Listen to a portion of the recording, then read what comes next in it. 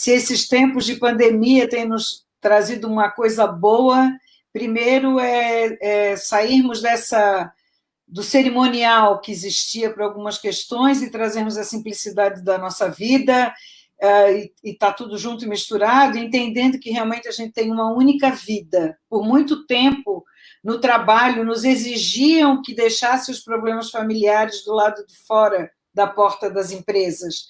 E agora a gente vê gato caindo em live, em mesa de chefe, não é? Presidente de CEOs de empresa que o filho fica chorando e a mulher está em outra live, ele tem que segurar a criança no colo, é o cachorro que sai a latir no meio de uma conferência. Eu acho isso ótimo, porque nos traz a nossa humanidade.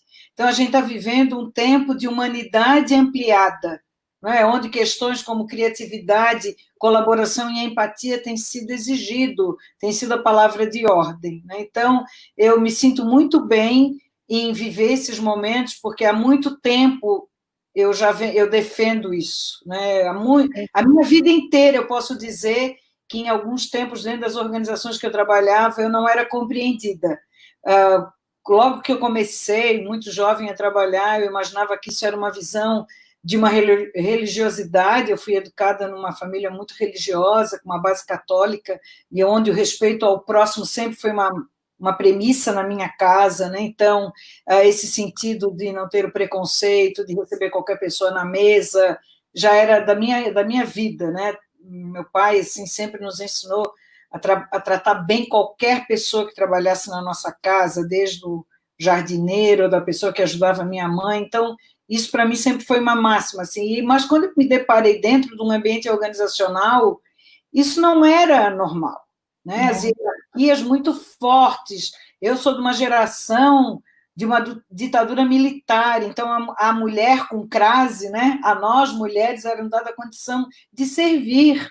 Então, quando eu comecei a trabalhar, minha mãe ficava muito preocupada, qual que seria o conceito de... eu não sabia o que era assédio sexual, gente. No meu tempo não tinha isso, a gente era assediada, sim, mas se virava, né? A gente eu escutava muito isso, você é muito inteligente. E eu dizia, inteligente, a letra é bonita ainda. A gente passava por isso, né? Então, quando se vê esse contexto hoje de uma posição de igualdade, mesmo que ainda muito difícil, em algumas situações que a gente sabe que mas a gente hoje tem uma queda de determinados muros que eu acho que nos favorece aquilo que o design thinking traz, ou design, né? A gente está falando para um contingente de designers aqui, que é a pessoa no centro, né? Então, eu vejo que isso trazer essa amplitude, de trazer o conceito da pessoa no centro... o conceito de human-centered design, né? O conceito do design centrado no ser humano. Então, essas máscaras caem, né? A gente hoje pode falar abertamente sobre todas as coisas que dificultavam, não é, essa visão holista, que é sobre isso que você vai falar, e as oportunidades que nós temos, porque, gente, a Maria Augusta, ela realmente ela vê oportunidade em tudo, e ela vai trazer alguns exemplos que depois a turma vai pesquisa aí pelo Instagram, dos movimentos que ela vem assessorando com o trabalho. E o que é que a gente começa a ver? Que a capacidade, a oportunidade também aumenta muito, né? Quando se busca essa visão da sustentabilidade, que não é mais uma sustentabilidade porque é cool, ou porque eu tenho uma fundação, ou porque eu vou ter uma redução de imposto, mas é porque é uma questão de um princípio ético, intrínseco, aquele contingente que está dentro de uma organização. Então, se começa a ver mudanças muito claras, né? Eu estou fazendo um texto que me pediram sobre economia compartilhada e como que a gente traz essa visão dessa economia que não é mais exaurir o planeta, mas é exatamente poder compartilhar aquilo que sobra. E isso, de um certo modo, tem me alertado muito, porque eu vejo agora, nesses últimos 120 dias, o que efetivamente a gente usou dentro de casa, né? 2 calças de agasalho, 2 camisetas resolvem a vida. 2 blusinhas melhores e um colar para dia de live. Porque eu boto um brinco.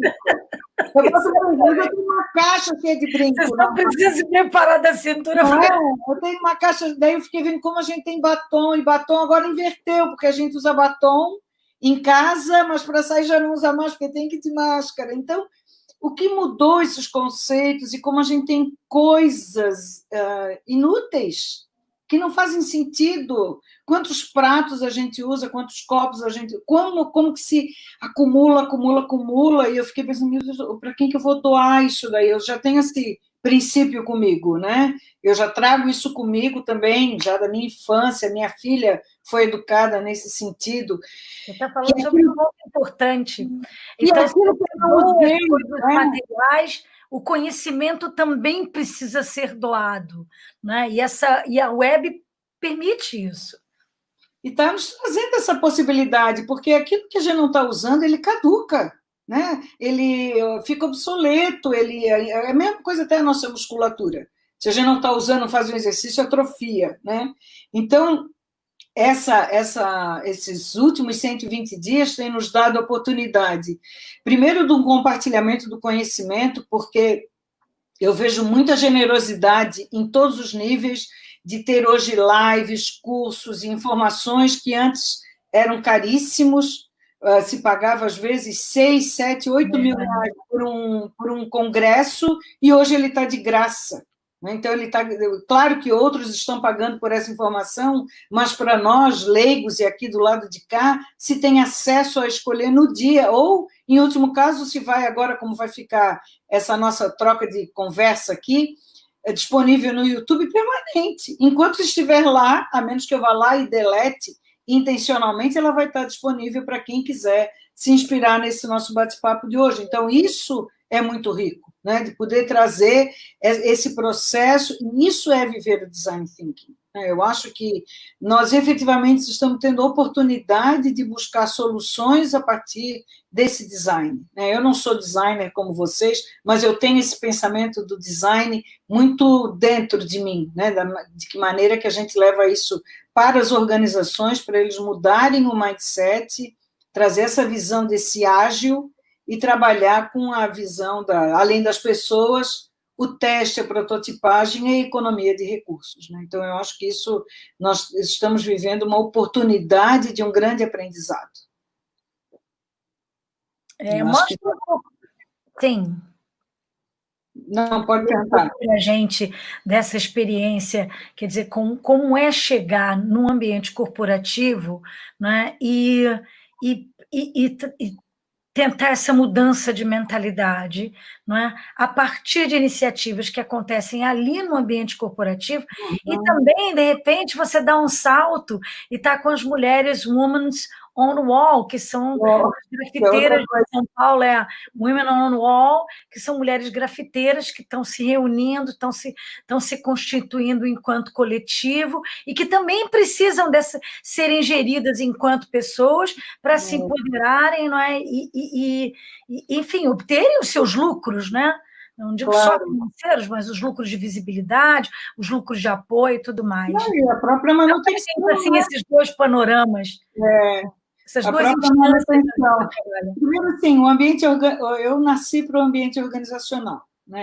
Eu sempre gostei, desde pequena, quando se brincava de escolinha. Eu sou de uma família muito grande, sou a filha mais velha. Quando já brincava de escolinha, eu já era diretora. Meu pai tinha uma escrivaninha, porque ele foi professor universitário muitos anos, ele é do tempo da máquina da datilografia. Então, todo mundo ia dar aula, ia ser o aluno, eu já estava na mesa que eu já coordenava. Então, eu sempre amei. Então, quando eu me vejo trabalhando, fazendo, e quando eu falo muito, eu tenho uma visão do Business Model U, que é a visão do modelo de negócio pessoal, e eu sempre digo, resgate a sua infância, entre 7 e 14 anos, o que é que você gostava de fazer. Eu sempre me vi fazendo o que eu faço hoje. Então, para mim, parece que eu estou brincando, às vezes, porque é muito, realmente, eu estou muito na minha essência, no meu trabalho. E levei esse conceito para dentro das empresas. Então, depois do meu mestrado, que eu me deparei com a figura da inovação e do design thinking, isso foi em 2010, eu fui muito precursora no Brasil em trazer isso, eu tenho certeza que fui uma das primeiras pessoas no Brasil a falar sobre esse conceito. ninguém falava, um amigo meu que tinha vindo da Alemanha, que trouxe de lá, e aí junto com, mais ou menos, nós éramos em 10 pessoas no Brasil só, e a gente começou a trabalhar. Então, quando se levou para dentro, ninguém entendia o que era, ninguém sabia o que era, e nós tivemos um papel daquilo que a gente chama de evangelizador. Então, quando se leva um conceito muito novo para dentro de uma organização que está acostumado numa visão de comando e controle, que não admite o erro, que acha que tudo pode ser resolvido no grito, e a gente traz uma visão que é basicamente colaborativa, se tem um enfrentamento e uma dúvida. E aí, por muitos anos, nós ficamos dando treinamento. O que é que a gente optou? Então, por isso que eu acabei me tornando professora. Eu não era professora, eu sempre tive negócios assim. Não, vamos começar a dar aula para poder compartilhar o conhecimento. Então, por isso meu propósito passou a ser compartilhar conhecimento para empoderar as pessoas, porque eu imaginava, bom, se eu não ensinar o que é, e a gente não mudar o mindset, não vai ter massa crítica para poder fazer essa mudança. E foi nisso, então, que comecei a dar aula na SPM, comecei a trazer treinamentos mesmo como promotora dos meus próprios treinamentos, e passamos aí para dentro das empresas treinar pessoas a serem multiplicadores dessa metodologia. Então, eu realmente, o pessoal vai matar a galinha dos ovos de ouro. Não, quanto mais pessoas estiverem pensando dessa forma, melhor será. E com isso eu passei a ser uma grande promotora dessa forma de pensar, ensinando dentro das empresas, formando uma massa crítica e treinando a eles que fossem multiplicadores dentro da empresa. Dentro da própria empresa, não? Dentro da própria empresa, Norma. Então, eu tenho hoje manuais, eu ensino tudo, beabá, como que faz para... Por quê? Porque hoje, claro, o assunto já está de domínio público para muitos casos, mas foi preciso esse trabalho para que as pessoas pudessem ver que era factível de fazer. E aí, nesse conceito, eu também tenho uma clareza, assim, que mudo a posição de não me considerar uma consultora naqueles padrões convencionais que se fazia contrato de 1 ano. Eu nunca tive contrato de 1 ano. Eu tinha contrato para ir lá treinar um grupo X de pessoas e depois eu ia embora. Ficava tudo com os filhos da... coisa boa, que desafio. Né? Eu tenho um grupo aí que chama os filhos da Guta, minha filha diz que não é ciumenta, mas é mais ou menos isso, porque eu queria ensinar e ir embora realmente, né? E deixar que fizessem de uma forma sozinha. Sai da posição daquele que fica esperando. Muitas vezes, nós tivemos um grande mestre, que é um grande designer, o professor Gilberto Strum, que ele sempre disse que existia um caçador e um fazendeiro. O designer iria se dividir entre caçador e fazendeiro, ou seja, aquele que tinha facilidade de operar as máquinas e aquele que tinha facilidade para ir pescar o peixe, os clientes, etc. Mas que nós tínhamos que aprender a conjugar os dois. Aí nós temos um exemplo, né? O trabalho que a Guta exerce é um trabalho de protagonismo em independência, não é? E que gera frutos. Então, você não precisa ficar esperando o governo dar possibilidades, a empresa deslocar tamanho capital para criar vínculos perenes, etc. Você vai como um pirilampo, né? Iluminando os ambientes e, com isso, fazendo essa carreira maravilhosa. Então, conta mais sobre essa carreira. Quer saber? Então, com isso acabou que eu me mudei de Florianópolis para São Paulo, né? Fiz um caminho inverso, já com uma idade nada jovem, né? Fiz isso, eu queria muito morar sempre em São Paulo, e um dia eu me deparei e disse, por que eu não vou? Né? Tinha acabado um casamento, 22 anos, minha filha já era adulta, já morava aqui, botei tudo em cima de um caminhão e vim para cá. Né? Então, aí eu estou aqui há 6 anos já, trabalhando numa visão de Brasil. Sempre imaginei isso, né? De Brasil e quem falar o idioma português, assim, porque por mais que se fale em outros, a gente nunca tem a mesma desenvoltura como falar o nosso próprio idioma. E isso daí eu trago junto comigo hoje uma experiência muito grande, que foi durante quase 20 anos eu fui dona de uma grande empresa de eventos em Florianópolis, que me deu muita autonomia de saber fazer meus próprios eventos, de ter o meu próprio site. Há muitos anos eu já tenho meu próprio domínio, quando ninguém tinha ainda site, eu já tinha o meu próprio site. e com isso eu sempre aprendi a me divulgar muito no sentido de já ter um marketing digital também, numa época que ninguém falava, né? Mas com isso daí trago uma experiência muito grande, né? De ter, a gente comentou antes de eu ter trazido palestrantes de vulto internacional para Santa Catarina, né? Principalmente Florianópolis, onde eu morava, como Mohamed Yunus, Fritjof Capra, Domenico De Masi. Então são pessoas com as quais eu tive a oportunidade de conversar. Agora, recentemente perdemos o Gilberto Menstein. Quando eu levava ele para Florianópolis, ele dizia: olha, eu nunca vi eventos tão bem organizados como os seus, assim, porque nós já executávamos, sem saber que era isso, Norma, nós já fazíamos a jornada do palestrante. Eu traçava, eu imaginava, gente, isso em 1990, tem gente que está vendo que não tinha nascido ainda. Eu já imaginava, porque geralmente eu trabalhava no recurso federal, como o FINEP, ou CAPES, ou CNPq, que vinha o recurso no nome do professor, tu sabes disso, como professora, que estava vinculado ao CPF do professor, e eu era muito meticulosa na prestação de contas, porque eu sabia que aquilo ali poderia prejudicá-lo, e eu era, assim, exímia, né, naquilo ali. E aí então ele tinha que guardar determinados comprovantes, desde o bilhete aéreo, que era numa época que não era nada digital, ou o ticket do táxi. Então a gente ia fazendo, desde que ele saía de casa, como que ele tinha que pegar o recibo em nome de quem, onde é que ele ia no aeroporto, quando ele chegava em Florianópolis, o nome da pessoa que estava esperando, o hotel, como é que ele ia para o evento. Gente, eu fazia a jornada, eu quero um dia resgatar essa carta. Eu mandava isso por e-mail, né? Já era e-mail. Mas hoje você vê a utilidade da gente continuar com esse tratamento ultra pessoal, ultra dedicado. E veja como isso é importante, porque hoje a pandemia. A gente trabalha hoje com uma das etapas do design thinking, o design de serviço, é a jornada do paciente, jornada do usuário, jornada... exato, que eles fazem, exato. Passa o dia todo acompanhando, E aí a gente fazia toda essa trajetória e tal, e eles adoravam. Estão aqui nos ouvindo um estudante, quer dizer, já é formado em cinema da Califórnia, e um estudante que está agora completando a graduação dele, que está em Portugal. Olha que bacana. Seja bem-vindo, Raikar, seja bem-vindo, Max, e todos os outros que nos assistem essa noite. E é importante ver, vocês estão vendo, gente, que ninguém descobriu a pólvora. Agora, saber como é que você vai trabalhar, né? Esses pequenos estalos, a hora do negócio. Fala para gente, como é que a gente pesca, Maria Augusta? Como é que a gente pesca? Essa é a hora do negócio. Olha, primeiro, assim, eu sempre digo que eu gosto muito de uma frase de uma música que fala onde é que não sei, enfim, onde é que tu te pega cantando sem mais nem porquê.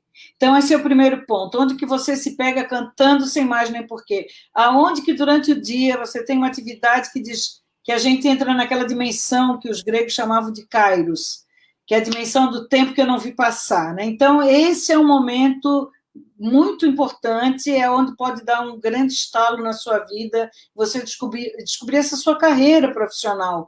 Porque nós vimos aqui para ser feliz, quer dizer, fazer uma coisa que que vai te adoecer, porque está fazendo uma coisa que não está na sua essência, porque é forçado, porque não vai para frente, muda, chuta o pau da barraca, põe o pé na jaca, faz o que quiser, mas mude, porque eu acho que isso é um aspecto muito importante, né? Então, aí onde está tudo aquilo que nos tira a energia, de alguma maneira, é um aspecto que não vale a pena persistir, porque essa energia que hoje é física, daqui a pouco vai ser uma energia espiritual, daqui a pouco nós vamos adoecer, tira a nossa imunidade, né? Tira a imunidade, a gente já sabe que isso daí é um ponto bem importante. Então, como que eu vou descobrir o meu estalo profissional? É onde que você realmente... E aí eu resgato a nossa infância, onde que a gente brincava, entre 7 e 14 anos, qual era a sua posição na brincadeira, de que maneira que aquilo ali fluía. Aí tem um dado bem interessante, que é um momento onde a gente quer ser o que quer ser, mas escuta do pai, do tio, do avô, que bobagem, isso não dá dinheiro, isso daí não tem futuro. Imagina que vai fazer gastronomia, vai viver do quê, minha filha? E não é assim a vida. Né? Vai viver de alegria, vai viver bem, vai ter bons clientes, porque eu vou entregar um bom serviço. E tem muita gente que quer comer bem, né? Então, mas aqui sempre, ainda mais assim, num conceito ainda que nós temos, que a economia criativa não é favorável, né, que o designer não vive bem, que ainda é bom quem é engenheiro, quem é médico, ainda quem é dentista, num preconceito profissional e que nos limita e que nos traz tristeza em muitos aspectos, né? Porque o artista não é valorizado. Meu avô, Norma, era um exímio desenhista, ele era um exímio pintor. E eu tenho um quadro que ficou para mim, de tanto que eu elogiava o trabalho dele, e uma vez eu perguntei a ele por que ele não tinha seguido. Ele acabou na profissão dele como gerente, diretor do Banco do Brasil. Começou muito cedo, e daí ele dizia, minha filha, um homem de bem, naquela época, ele nasceu em 1900, um homem de bem jamais poderia ser um artista. Eu tinha uma família. E ele, com 80 anos... ele ainda tinha uma boa destreza, eu comprei a ele, na época existia aquelas canetinhas hidrocor, e eu levei um kit de aquarela, tela, e dei para ele, olha, para ti de presente, né? Isso era 1980, porque ele era de 1900, era muito fácil saber a idade dele, e eu me lembro, ele maravilhado, ele assim, se no meu tempo eu tivesse isso, porque eu desenhei com crayon inglês, que vinha da Inglaterra, e miolo de pão para fazer a sombra. Um dia eu vou te mandar as fotos do trabalho dele. Então, gente, nós temos hoje tudo na mão, e a gente não valoriza isso que tem, né? Porque hoje qual é o limite? Nós é que nos damos o limite. Nós é que impomos, ou continuamos com determinados preconceitos que podemos romper, não é? Porque eu vejo a dificuldade de um grande artista que conseguia fazer um trabalho maravilhoso com um lapisinho que vinha, de certo, era a vida inteira aquele mesmo lápis, e com miolo de pão para fazer o sombreado, né? A gente vê que é a diferença entre o designer que vai se formar para ser um fazedor de coisas ou o designer que vai se formar para ser um escritor das coisas que existem no mundo, né? Que vai possibilitar esse caminhar das pessoas, oferecendo as suas habilidades de arte, oferecendo todo esse cabedal que ele aprende, treina, conhece, né? Tem aquele livro do Brian Dougherty, que fala do Green Graphic Design. Ele coloca de uma maneira bastante engraçada a questão do designer fazedor de coisas, que é o discípulo de Gutenberg, ele é ótimo, mas chega um certo momento na vida dele que ele já não quer mais aquilo só, né? Ele vai além, e aí ele começa a se transformar num cara que é um interventor, ele vai até a raiz do negócio, ele vai conhecer o negócio primeiro, ele vai ter essa visão aberta. Fala um pouco para mim quando a gente chega num negócio e como é que a gente esmiuça isso para poder criar oportunidades. Primeiro é entender que hoje nós estamos numa dimensão de vida e de planeta onde podemos imaginar que tudo que poderia ser criado foi criado, mas não é bem assim, né? Porque a gente tem um espaço ainda, e porque tem muitas coisas materiais, começa a se dar valor para os aspectos não materiais. Então, de que forma nós vamos criar novos relacionamentos humanos, prevalecendo a nossa essência enquanto pessoas, ao invés de só o nosso lado material. Então, a gente vê aí todo o processo da economia colaborativa crescendo, de processos de troca de bens, às vezes trocando até experiências por tempo, e não ficando mais e principalmente nesse consumo sustentável que nós precisamos imaginar.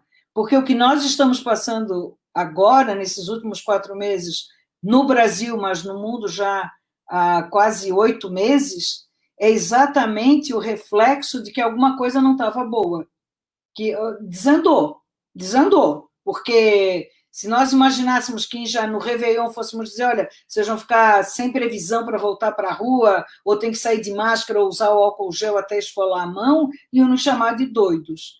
Então, de alguma maneira, nós já vemos falando desse aquecimento global, a gente já vem falando de desmatamento, já vem se falando de subida dos oceanos, a gente já vê falando de um monte de pássaro marítimo está cheio de tampinha de garrafa no bucho, que a Baía da Guanabara está poluída, a gente já escuta isso horrores, mas não tínhamos sentido na nossa pele isso bater no nosso quintal, porque até então era muito longe. A gente viu a SARS passar a margem, nós vimos Ebola passando a margem, não entrou aqui, ou a N1H1 pegou, mas não pegou muito bem, porque não tinha o problema de ir para o hospital, era só uma gripe e ficou por isso mesmo. De repente, não, vem uma questão e diz assim, olha, pessoal, peraí, ó, agora a coisa mudou um pouco, vamos ver o que a gente acontece nisso. Então, nós vamos ter que repensar a nossa forma de agir. Olha, Norma, eu que estou dentro do ambiente empresarial, nós começamos a falar de liderança humanizada, de medicina humanizada, de professor humanizado. Eu digo, gente, o que está vendo?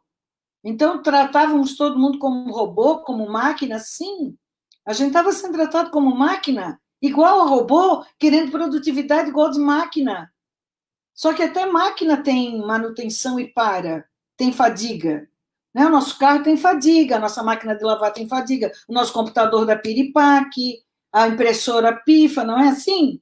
Né? O celular trava, a internet trava, mas a gente, como tal, tem que estar sempre bem, alegre, airoso, dando conta de tudo. Né? Com um contingente de pessoas doentes, em torno de 25% do contingente da mão de obra no Brasil estava doente. Atestado médico.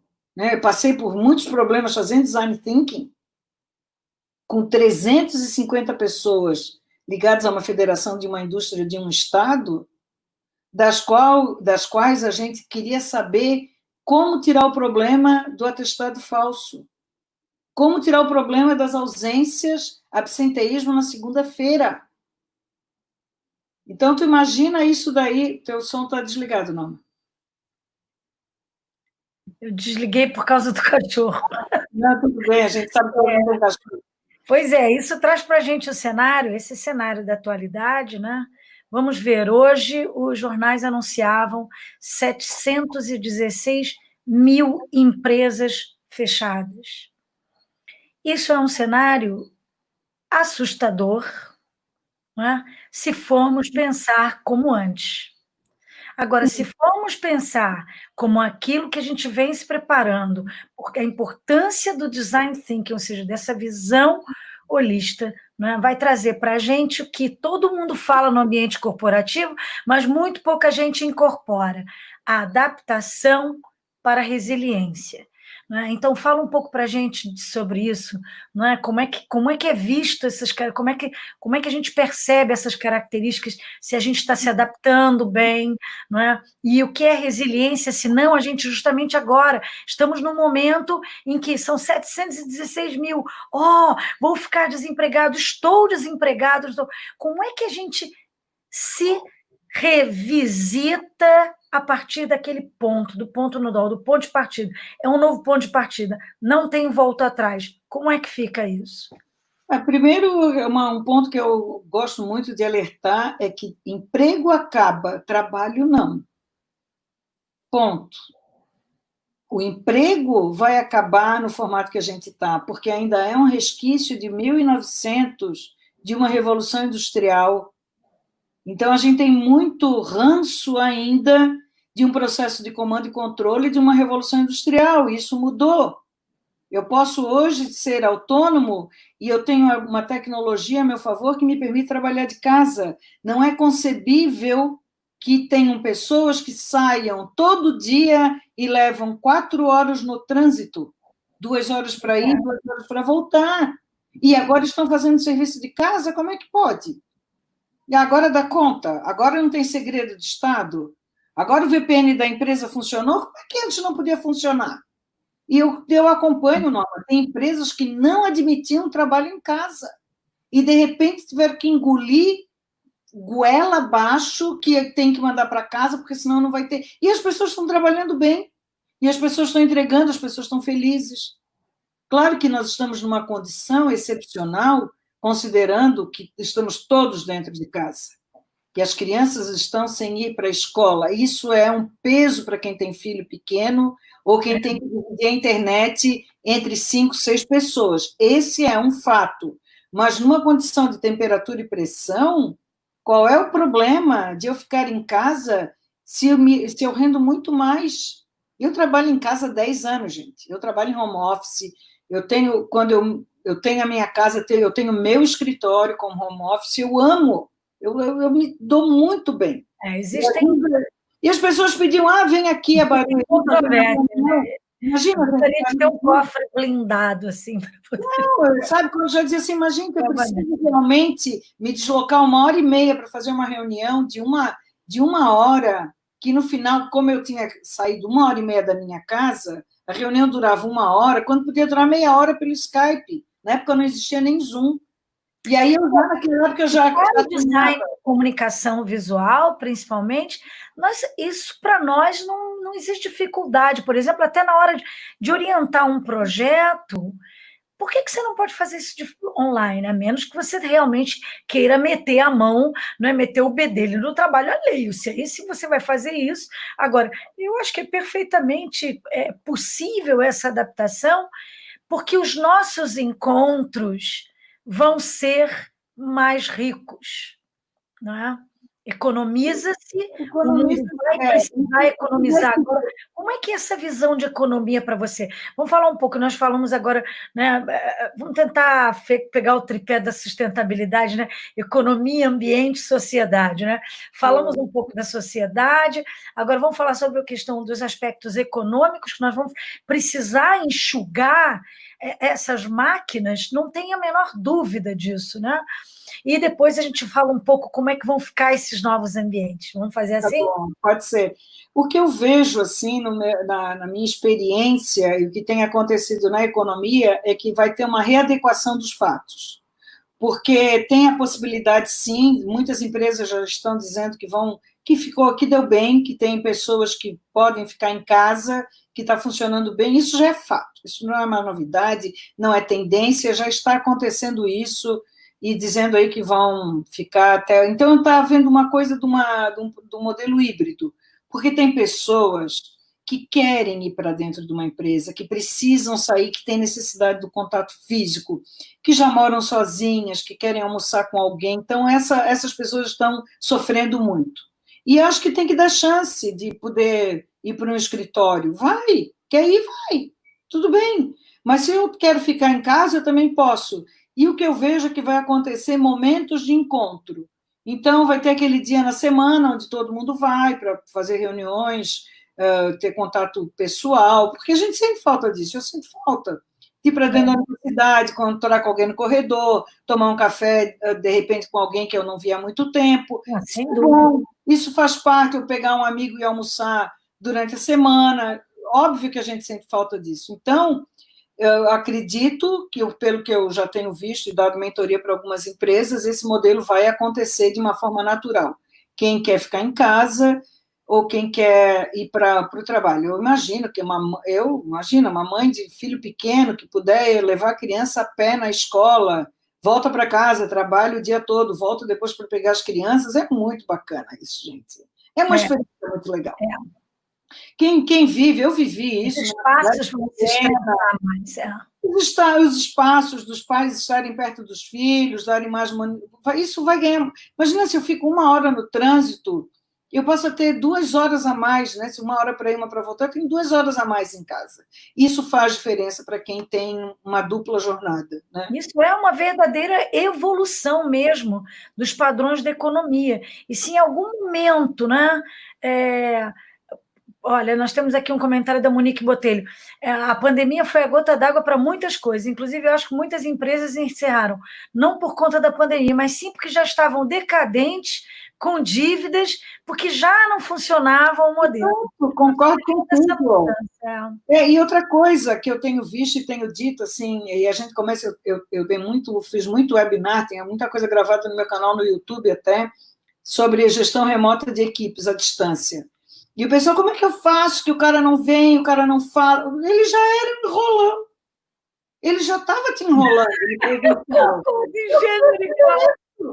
Eu já trabalhei com um monte de gente que ficava enrolando o dia inteiro. O estudante que já não aparece mesmo. Não aparece, ele não vai aparecer mesmo. Então, agora, ele tirou a máscara e manda embora. Não está contribuindo, manda embora, gente. Para que fica botando pano quente? Não tem coragem de tomar uma preguiçosos. E o que eu estou dizendo tem que mostrar a carinha, senão não funciona. Nós somos contratados em troca de horas de trabalho. Fomos contratados em troca de horas de trabalho. Agora eu começo a trocar por serviço entregue. Qual é o problema? Valorize o trabalho. O que você quer que eu faça? Esse estudo? Uma pesquisa de tendência?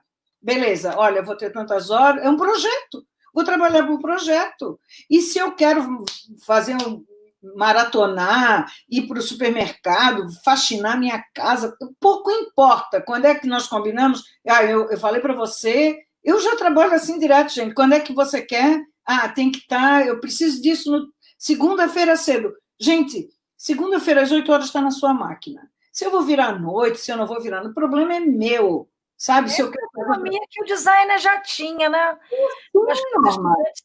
Para eles é uma grande dica, porque isso é possível, isso é factível, e hoje, mais do que nunca, vai ser necessário para que eles possam encontrar esses nichos de negócios, né?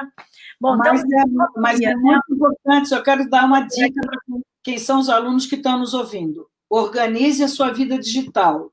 Significa que, se você não tem um bom perfil no LinkedIn, se você não tem hoje um site com seu portfólio, se você não tem um canal bom no Instagram, ou que você é muito visual, não tem um Pinterest, você não existe. Você não existe.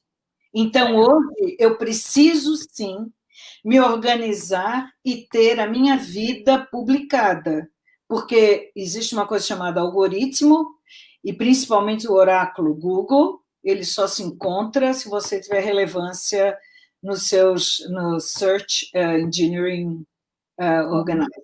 Então, o seu SEO. Então, só se você for capaz de se colocar, senão você não existe. Então, qual é a diferença que nós temos hoje? Antigamente, você tinha um currículo em papel, uma pasta bonita de portfólio, com uma capa de couro, e você ia de porta em porta. Hoje, você é encontrado. E, como tal, um bom designer pode ser encontrado por qualquer empresa do mundo. Do mundo.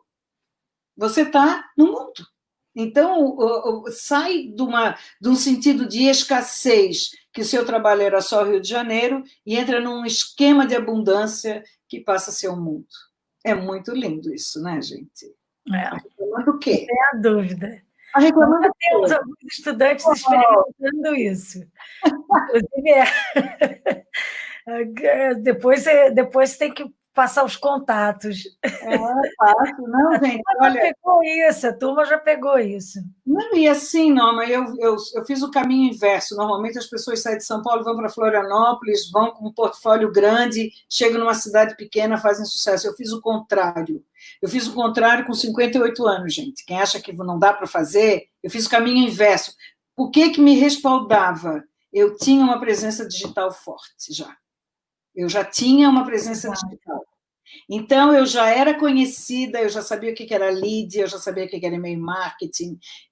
Então, para mim, foi fácil. Eu já era conhecida porque eu estava numa presença digital. Então, façam isso. Se façam conhecer. Né? Se deixem se atualizar. Não dá para ficar escondido. Dizer que eu sou, né? Então, imagina, é muito mais jovem, né? Eu não sei, eu sou meio bicho do mato, eu gosto das coisas dos bastidores, porque não dá assim de estilar. Mas isso aí é o que a academia acaba fazendo, porque a propaganda que você faz é para o outro, né? Então, essas questões de ambiente... Vamos falar um pouco agora de ambiente, né? Já falamos das pessoas, já falamos da economia, as possibilidades da economia, agora vamos falar de ambiente. Né? Os ambientes atualmente adoecem a gente, as pessoas estão adoecidas, você falou isso lá no início da nossa conversa. Né? Então, assim, como é que essa adaptação para você, né, para que haja essa resiliência do indivíduo, eu mesmo agora vou começar a voltar para o meu LinkedIn, para o meu Pinterest, eu já saí do Facebook há um tempão, Não, Facebook Eu não quero não, saber, eu só quero saber de caras e bocas. No Facebook a gente... É melhor não estar. É melhor não estar, porque daí a gente vai botar a boca, não deve, pode prejudicar. Eu não como. Mas os ambientes, estão todos eles doentes, né? Os ambientes, porque as pessoas falam em ambiente, acham que é só a arvorezinha, acham que é só a plantinha, o quanto nós não estamos queimando, né, de emissão de carbono, quanto nós estamos economizando, porque nós não estamos saindo de casa do bem, isso é extremamente válido. Agora, como criar esses ambientes favoráveis para que você possa captar novos negócios, gerir, não negócios já existentes, enfim, como é que a gente trabalha esse fomento a partir da visão do design thinking numa situação ainda de pandemia, mas que a gente vai sair através desses novos caminhos? Fala para a gente. Quando a gente trabalha na visão principalmente da experimentação, né, que é um dos pilares, né, o design thinking tem 3 pilares: a colaboração, a empatia e a experimentação. Né? Então, primeiro ponto são os ambientes colaborativos. Então, quando existe um sentido de competição, quando eu tenho ambientes muito competitivos, eu tenho medo. Quando eu tenho ambiente de colaboração, eu gero confiança. Quando eu tenho medo, eu adoeço. Vão puxar o tapete, o que é que vai acontecer comigo? Será que vou ser demitido? Então, constantemente eu estou jogando uma adrenalina no meu organismo que não é saudável, porque eu estou todo o tempo com medo, né? E o medo me dá uma situação de comando e fuga, né? Eu vou fugir, vou ficar... Então, o tempo todo, imagina eu estar na frente de um leão numa savana africana, qual é a descarga de adrenalina que eu vou ter no meu corpo? Só que às vezes a gente está na frente de um chefe, se diz líder, mas é um chefe, mandatário, microgerenciador, que controla tudo. Isso eu escutei agora, né, nesse processo, que dizia assim: nossa, nós tivemos que aprender a lidar, que nós controlávamos a roupa, o sapato e a forma como a pessoa se vestia, e agora elas estão em casa e a gente não sabe o que acontece. Claro que ela está de bermuda, ela está de agasalho, ela está descalço, e você não tem controle. Que ótimo! Que ótimo! É uma mudança. Trabalhando bem, a pessoa continua trabalhando bem. Então, o que tem que se fazer no tripé do design thinking, que você perguntou: primeiro, colaboração requer ambiente de confiança. Eu não tenho ambiente de colaboração se eu não tenho confiança. Não acontece design thinking em empresas comando e controle. Quando se começa uma sessão de design thinking, um dos pontos é não falar a formação, o currículo, o cargo que a pessoa tem dentro da empresa, para não intimidar o time. Porque se naquele processo ali eu falar que eu tenho um chefe... Mas eu comecei falando besteira aqui, né? Acabou. Não, Norma, não funciona. As coisas de títulos, de coisa...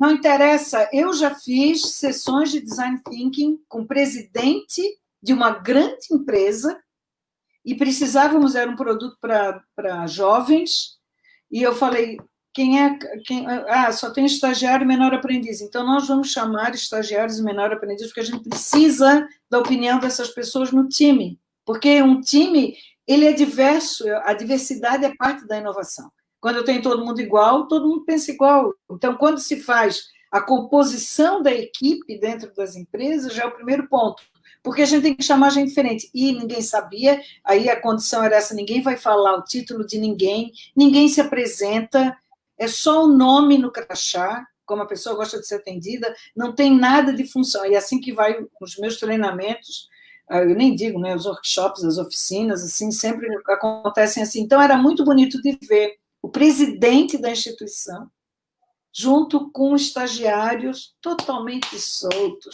falando o que queriam, eu não sabia com o que eles estavam falando. Isso frutifica. Oi? Isso frutifica. É maravilhoso, isso é rico, isso se traz realmente solução para o problema da pessoa. Então, colaboração. Isso a gente vai mudar o sentido dentro das empresas. Segundo, a experimentação. Eu não tenho obrigação de acertar o primeiro estudo. Eu não tenho obrigação de acertar o primeiro protótipo, eu não tenho obrigação de acertar a melhor solução de cara. Por isso a gente traz o sentido do teste, da resiliência, da abertura para o erro e não ser a punição. Olha, eu sou de uma geração que era impossível. Eu sou de uma geração que, para quem não sabe o que é máquina de datilografia, dá um Google e pesquisa isso, era uma máquina que a gente, tipo máquina de passar massa de macarrão, a gente botava uma folha, e eu tinha que acertar, porque a minha vida profissional comecei como secretária, aos 18 anos, eu tinha que acertar, datilografar 8 páginas com folha de carbono e não errar. E não errar. E o teste de admissão nas empresas era fazer isso, e eles eram tão maldosos que eles davam um tamanho que a gente chamou de corpo da fonte. Vocês que são designers sabem o que é isso? Hoje no computador a gente aumenta e diminui. Naquela época eles davam um texto com uma fonte menor e a máquina era uma fonte maior que não coincidia. Gente, de tal a maldade dos testes de datilografia que eu fiz na vida. Barbaridade. É uma delícia. Hoje eu me divirto. Por isso que você está fazendo exatamente o contrário. Evolucionando as relações humanas. Não desistam daquilo que vocês gostam na vida. Uma hora chega. Ser design na veia, porque a gente, assim, não existe forma de você praticar isso, mas o Papanek já falava, o Bon Zip já falava, o bom design é justamente isso, é você trabalhar, é ser um elemento intersticial entre as pessoas, as coisas, etc. Por isso que hoje o Design Thinking vem trazer essa pujança no design de serviços, que muitas vezes as pessoas acham que isso é fazer caridade, que só serve para as comunidades menos abastadas e tudo mais. E aí eu queria que você trouxesse para a gente, então, esse terceiro ponto do Design Thinking, né? E mostrasse que isso pode acontecer em qualquer ambiente. Qualquer ambiente, porque o terceiro é empatia. Né? Empatia é me colocar no lugar do outro. É como que a gente traz essa visão exatamente procurando entender o que o outro precisa e não aquilo que eu quero. Então, a gente é pautado em resolver uma dor de alguém, uma necessidade explícita. Quando eu consigo entender isso através de pesquisas, que aí a etnografia, vocês que estão nos ouvindo devem saber muito bem, que eu vou para campo identificar a necessidade das pessoas, eu não vou fazer aquilo que eu acho que é importante, mas aquilo que o outro precisa. Então, aí entra até um sentido muito altruísta daquilo que a gente vê em muitas religiões, e independente do padrão de religião que venha a se falar, que é exatamente pensar no outro. Né? Então, de que maneira eu consigo resolver? E quando você consegue resolver o problema do outro, esse outro quer o seu produto, então você não precisa fazer propaganda. A propaganda também acabou no formato que a gente sabe. Porque quando eu quero alguma coisa, ninguém vem fazer propaganda de um iPhone, ninguém faz propaganda de um MacBook. Como é que a gente gosta? Eu sou apaixonada, né? Eu sou Apple na veia. E porque ele mostra que problema que ele resolve. Então, ele traz o problema que está resolvendo. Todos os apps que nós temos no nosso celular, ninguém fez propaganda daquilo. Você nunca viu uma propaganda do WhatsApp. Por que a gente hoje não vive sem? Porque ele resolveu um problema muito explícito. Então, quando eu resolvo o problema de alguém, que eu trago isso delineado por um processo de empatia, de experimentação, e porque eu fui para campo verificar, as pessoas acabam nos comprando. E o Osterwalder, que é o autor do Modelos de Negócio Canvas, que modificou a nossa forma também de gerar novos negócios, ele fala ainda que compete a nós, nesse contexto, além de olhar toda a necessidade do nosso cliente, olhar o que a concorrência vem fazendo para modificar minha forma de pensar e trazer uma proposta de valor diferenciada, porque daí eu estou sempre nadando num oceano azul, que é aquele oceano que não tem concorrência, onde não tem tubarão, não tem matança, né? É a metáfora do oceano azul, que é uma metodologia de estratégia organizacional. E aí eu me modifico em prol de atender a necessidade do meu cliente e com isso trazendo diferencial. Gente, a vida é maravilhosa, está tudo certo, fica tudo bem. Eu não vou gastar mais em propaganda para ficar dizendo que eu sou ótima, compre de mim porque eu sou boa. Quem quer saber disso hoje? Ninguém quer saber. Se eu sou... Qual é o problema que tu me resolve? Guta, qual é o problema que tu resolve? Eu te resolvo isso. Então, eu quero. Não é isso?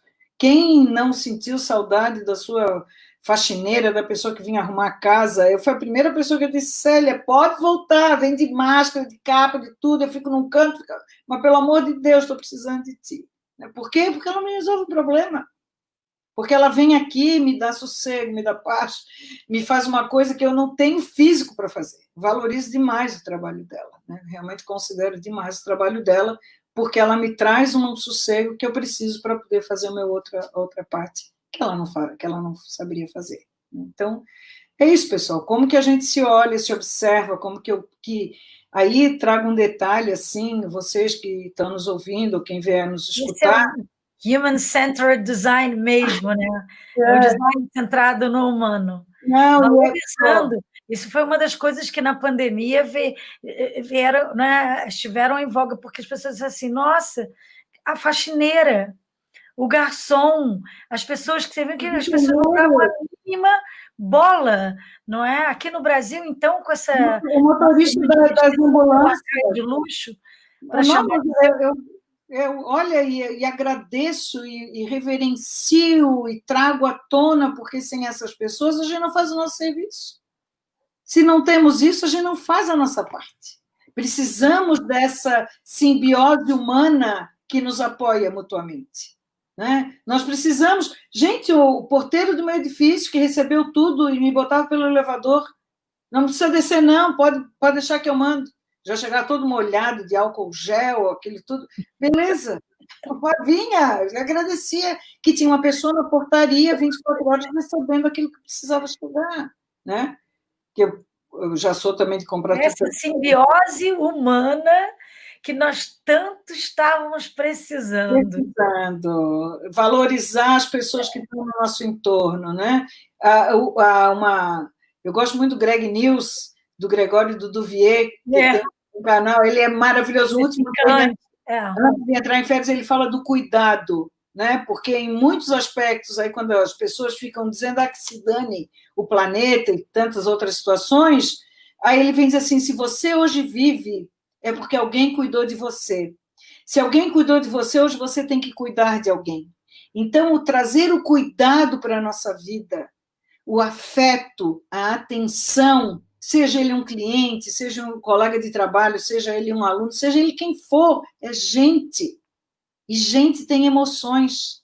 E isso é que nos difere dos robôs. São as nossas emoções. Isso ainda não está dito que o robô vai ter. Ainda não conseguiram fazer isso. Ele é muito bom para carregar peso. Mas essa nossa empatia, a emoção, aspectos que o robô não tem, ou não terá tão cedo. Então, é o que nos difere. E é isso que nós temos que exercitar. E isso é design. É na veia. Isso é design na veia. Design. Não é? Eu sou realmente uma designer. Bom, eu sei lá, né? Eu queria ter feito arquitetura, na minha época não tinha isso na minha cidade. Eu também comigo disso, né?